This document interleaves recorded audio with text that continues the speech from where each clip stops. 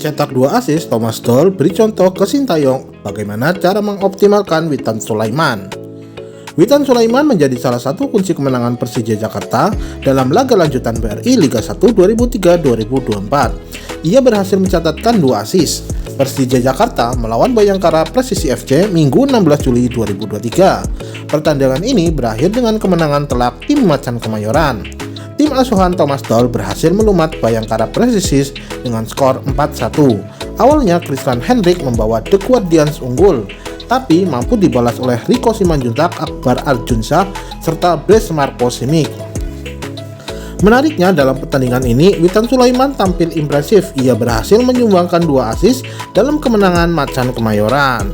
Thomas Doll pun memainkan Witan dalam posisi yang berbeda. Pelatih asal Jerman itu mencoba memainkan pemain asal Palu ini sebagai wingback. Hasilnya berbuah manis karena Witan terlihat gacor. Nyatanya ia mampu memberikan umpan ke Simic dan Akbar Arjunsyah yang berujung menjadi gol. Nah, apa yang dilakukan oleh Thomas Doll ini bisa ditiru oleh Sintayong. Sebab dalam beberapa pertandingan bersama timnas Indonesia, Witan kerap melempem saat diberikan kesempatan.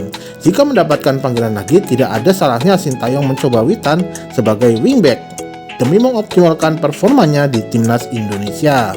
Di sisi lain, ternyata Sintayong melirik pemain-pemain muda yang bermain di Liga 1 kompetisi musim 2003-2024. 3 pemain tersebut adalah: yang pertama adalah Nyoman Ansanai. PSS Sleman menghadirkan seorang pemain muda potensial yang menyita perhatian di Liga 1 musim ini.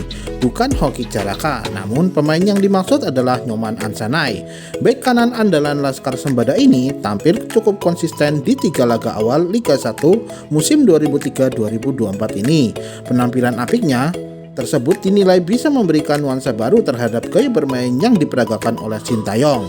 Nyoman Ansanai adalah tipe fullback modern yang bukan hanya bagus dalam bertahan, namun juga mampu terlibat dalam penyerangan, bahkan sampai menciptakan peluang. Pemain kedua yang dilirik Sintayong adalah Teofilo Numberi. Theo adalah salah satu pemain muda yang membawa Dewa United tampil ciamik di pekan-pekan perdana Liga 1. Pemain 21 tahun ini memang gagal menembus skuad utama timnas Indonesia proyeksi SEA Games 2023 lalu. Namun dengan mental dan pengalaman yang terasa, Theo dinilai cukup mumpuni untuk masuk ke dalam skuad Garuda Muda. Selanjutnya yang ketiga adalah Muhammad Ragil. Penyerang berusia 18 tahun ini tampil mengejutkan bersama Bayangkara FC pada musim ini. Ragil sudah menyerangkan 1 gol di Liga 1 musim ini. 1 gol tersebut dicetak oleh Ragil ke gawang PSIS Semarang. Meskipun harus mengakui keunggulan Mahesa Jenar dengan skor 3-1. Striker jebolan Garuda Select ini bahkan sudah mampu menembus tim utama The Guardian di usianya yang masih sangat belia. Nampaknya Witan Sulaiman bertambah saingan. Semoga yang menembus skuad utama adalah yang terbaik dan semua untuk timnas Indonesia. Untuk Anda yang menyukai video ini, jangan lupa tinggalkan subscribe, like, dan komen di video ini. Terima kasih.